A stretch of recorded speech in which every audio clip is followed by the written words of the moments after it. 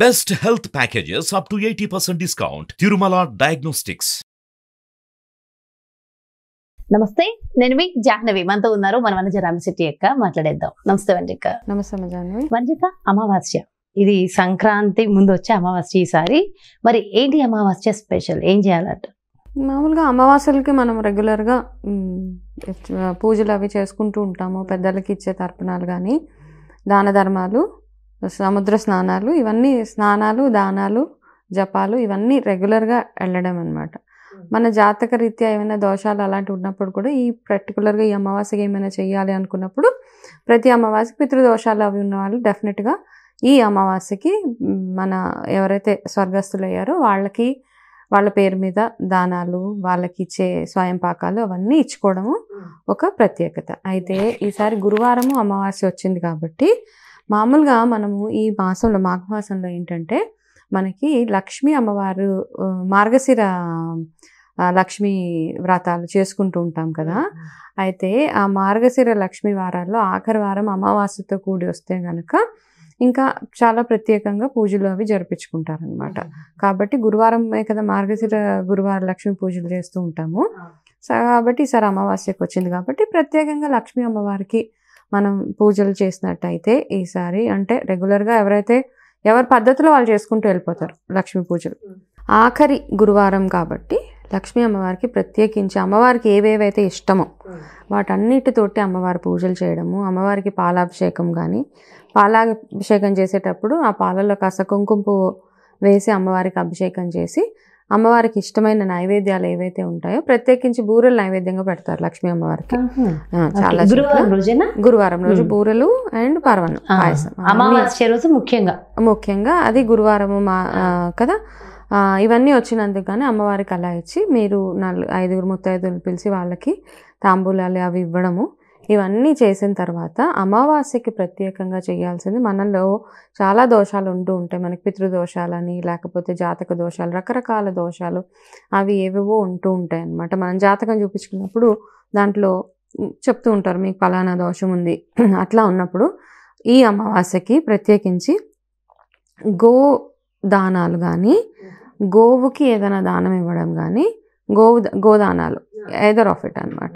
అయితే మీరు గోశాలకు వెళ్ళి అయితే ప్రత్యేకించి ఆవు దూడకి కలిపి ఉన్న ఏదైనా ఉంటే ఆవు దూడకి కలిపి మీరు ఏదైనా గ్రాసం కానీ ఏదైనా చేయగలిగితే చాలా చాలా పుణ్యం అనమాట.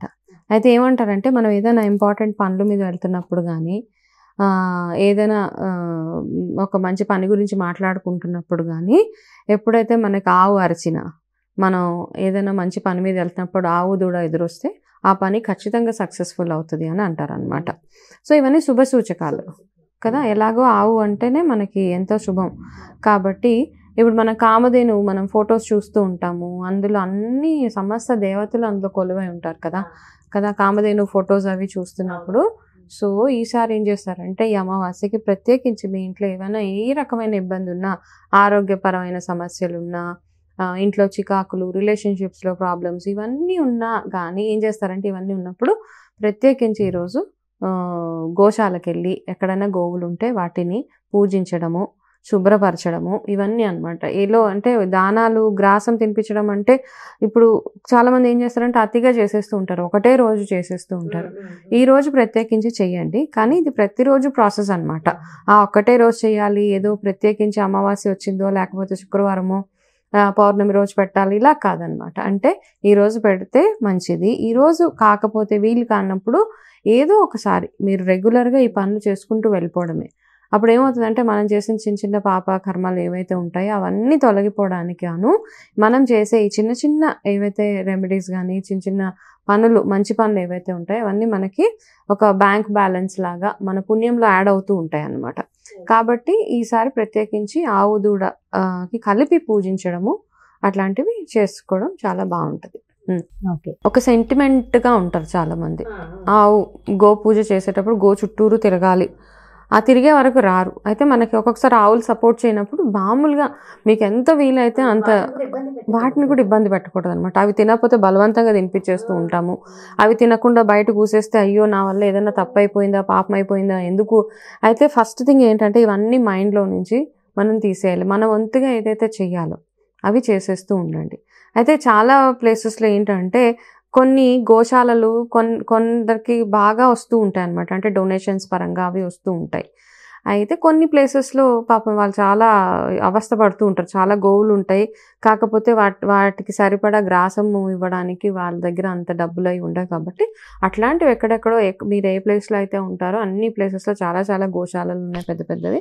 సో అలాంటి వాళ్ళని కొంచెం దగ్గరికి వెళ్ళి అట్లాంటి గోసేవ, బేసిక్గా మనం చేసేది గోసేవే కాబట్టి అట్లాంటివి ఏమైనా ఉంటే కాస్త చూసుకుని వెళ్ళి అవసరమైన వాళ్ళకి మాత్రము ఇట్లాంటివి ఇవ్వండి. మనం పశువులను కూడా ఇబ్బంది పెట్టడానికి లేదు. పూజలు అనేసి వాటిని పట్టుకొని ఇష్టం వచ్చినట్టు వాటికి నీళ్ళు రాసేసి పసుపులు మొహాల మీద వాటి కళ్ళల్లో వెళ్ళిపోయేలాగా మామూలుగా దానికి ఏమైనా తినిపించండి.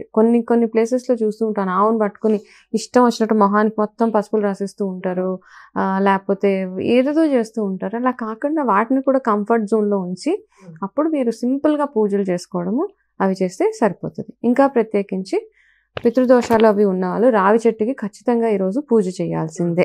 రావి చెట్టుకి పూజ చేసేటప్పుడు ఏం చేస్తాం, ఒక రాగి చెంబులో నీళ్ళల్లో కాస్త పంచదార, నల్ల నువ్వులు అవన్నీ వేసి అవి రావి చెట్టు దగ్గర పోసి అక్కడ ఆవు నెయ్యితోటి కానీ నువ్వుల నూనెతోటి కానీ దీపం పెట్టి ఒక 11 ప్రదక్షిణాలు చేసి అక్కడే మీకు వీలైతే ఎవరికైనా దానాలు ఇవ్వాలనుకుంటే అక్కడే ఇచ్చేయచ్చు.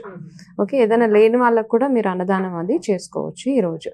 సో ఇలాగా ఈ అమావాస్యకి సింపుల్గా చేసుకుంటూ వెళ్ళిపోతే మనకి ఎంతైతే పుణ్యం దక్కాలో అది దక్కుతూ ఉంటుంది. అయితే మనం ఆల్రెడీ ఎన్నో పాపాలు చేస్తూ ఇంకా చేస్తాం ఫ్యూచర్లో అనుకునేటప్పుడు ఎన్ని పూజలు చేసినా అవి ఫలితాన్ని ఇవ్వవు అనమాట. ఓకే, ఎప్పటికైతే మనకి రియలైజేషన్ వస్తుంది, అరే నేను ఇన్ని రోజులు చిన్న చిన్న తప్పులు చేశాను నా లైఫ్లో, ఇవన్నిటి నుంచి బయటకు రావాలి అంటే ఇక నుంచి ఇంకా చేయకుండా ఉంటాను అని ఒక మంచి ఉద్దేశంతో కనుక మీరు చిన్న చిన్న పరిహారాలు చేస్తే తప్పకుండా అవన్నీ మీకు పనికొస్తాయి. నిజంగా అంటే నిజంగా కూడా అమావాస్య సమస్యల్ని తొలగించేసేటటువంటి రోజు కదా. నిజంగా అందరూ అనుకుంటారు అమావాస్య అంటే ఏదో ఆ రోజు భయం, బయటకు వెళ్ళకూడదు అది ఇదని, కానీ రాంగ్. అయితే ఇంకా ఈరోజు చేయాల్సింది లక్ష్మీవారం కాబట్టి, గురువారం వచ్చింది కాబట్టి, అమావాస్య వచ్చింది కాబట్టి మన ఇంట్లో ఎన్ని దీపాలు పెట్టుకోగలిగితే అంత అమ్మవారిని అంత ఇన్వైట్ చేసినట్టు అవుతుంది అనమాట మనకి. ఓకే, మన ఇష్టం. మీరు 11, 9, 11, 21 దీపాలు పెట్టి 6 గంటల సమయంలో మీరు అన్నీ పెట్టుకోవచ్చు. మీరు అంటే మీకు ఏవేవైతే ఈ పూజలన్నీ ఏంటంటే కొన్ని మనకి శాస్త్రోక్తంగా ఉన్న పూజలు, కొన్ని మనం ఇష్టమై చేసుకునేవి కొన్ని ఉంటాయి అన్నమాట. అమ్మవాళ్ళ అలంకారం అవ్వచ్చు, లేకపోతే ఇంట్లో మీరు ఎన్ని దీపాలన్నా పెట్టుకోవచ్చు. ఇంత రూల్ అని ఏం లేదు ఇక్కడ, మీ ఇష్టం అనమాట. అంటే మనం ఒక్కొక్కరిని మన ఇష్టం అనమాట. మనకి ఇంటికి ఎవరైనా గెస్ట్ వస్తున్నప్పుడు మనకి ఏం చేస్తామంటే వాళ్ళకి ఇష్టమైనవన్నీ వండేస్తూ ఉంటాం, వాళ్ళకి రకరకాలుగా మనం ఇంట్లో చేంజెస్ చేస్తూ ఉంటాం. ఇవన్నీ ఒక వంతు. అయితే మనం ఎప్పుడైతే ప్రత్యేకమైన పూజలు, లక్ష్మీ అమ్మవారి పూజలు కానీ ఏ పూజ చేసినా మీరు ఇలాగే చెయ్యాలి, ఇంతే చెయ్యాలంటే మనం శాస్త్ర ప్రకారం ఏవైతే చేయాలో అవి చేసేయండి. చేసేసిన తర్వాత మిగతాదంతా మీ ఇష్టం. మీరు ఎలా అలంకారం చేసుకుంటారో, ఇంటిని ఎంత అందంగా ఉంచుకుంటారో, ఎన్ని దీపాలు పెడతారో, ఎంతమందిని ఇంటికి పిలుచుకుంటారో అన్నది మీ స్తోమతకి, మీ ఇష్టానికే ఉంటుంది. కాబట్టి ఇట్లా స్పెసిఫిక్గా ఒక రూల్ అంటూ ఏం ఉండదు. కాబట్టి జనరల్గా చేయాల్సినవన్నీ చేసి ఇంటి శుభ్రం ఒకటి చూసుకోండి, సరిపోతుంది. ఓకే, చాలా చాలా చాలా మంచి ఇన్ఫర్మేషన్ ఇచ్చారక్క. Thank you so much. నమస్తే. చూసారు కదండి, మరి గురువారము అమావాస్య. సో సంక్రాంతి నెల అంటే జనవరి నెలలో వచ్చినటువంటి ఈ అమావాస్య చాలా ప్రత్యేకము. సో ఖచ్చితంగా మరి ఆ చిన్న చిన్న రెమెడీస్ ఫాలో అయిపోతే మరింత బాగుంటుంది. మరో చక్కటి ప్రత్యేకమైన కార్యక్రమంతో మళ్ళీ మీ ముందుకు వచ్చేస్తాను. నమస్కారం.